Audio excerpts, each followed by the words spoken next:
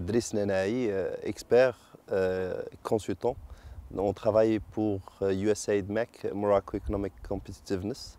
On travaille sur la sous-composante de l'IMS, Information Management System.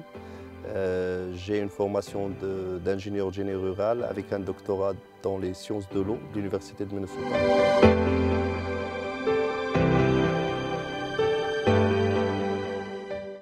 Notre équipe MEC travaille sur le développement de l'IMS, Information Management System, dans lequel on travaille sur deux aspects. Le premier, c'est hardware, où on installe des stations météorologiques pour la collection des données climatiques au niveau des deux régions, de l'oriental et de Kalabda.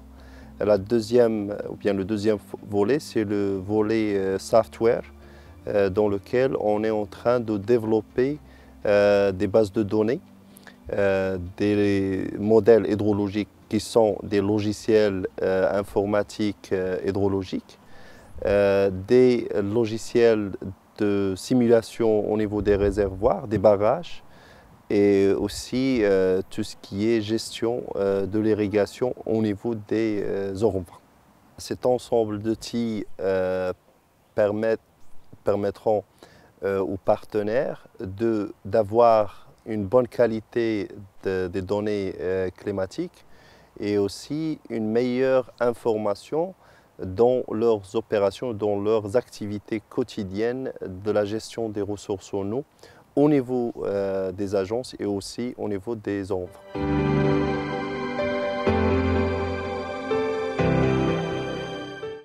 Le système de gestion des opérations d'irrigation permettra à l'agriculteur d'avoir l'eau à la demande au niveau de sa parcelle, parce qu'on travaille sur des secteurs où il y a le système goutte à goutte, drip irrigation.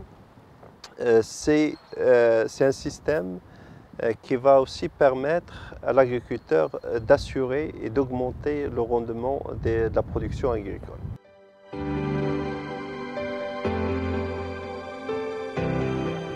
Au début de ce projet, l'équipe a conduit un exercice de diagnostic de l'existant et aussi des besoins des 4 partenaires.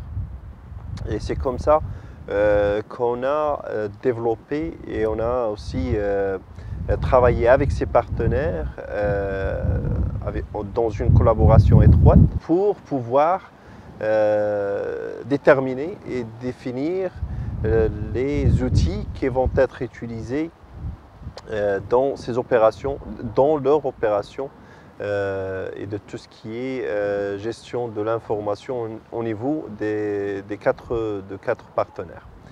Après ce travail de diagnostic, notre équipe a pu monter un programme qui consiste au développement des outils, premièrement de la collecte des données, puis développement des outils, et aussi une pièce très importante, c'est la formation et la capacity building pour pouvoir assurer une continuité, une durabilité de ces outils après la fin du projet.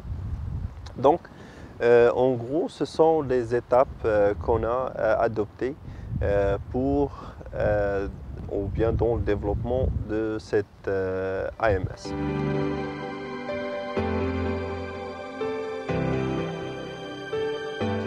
Donc, pour ce qui reste et pour les prochaines étapes, on est toujours en train on continue de développer cet outil, et aussi on est en train de voir comment on peut ajouter quelques utilités, quelques capacités au niveau de cet AMS pour pouvoir ajouter toujours de la valeur au niveau de ces 4 partenaires.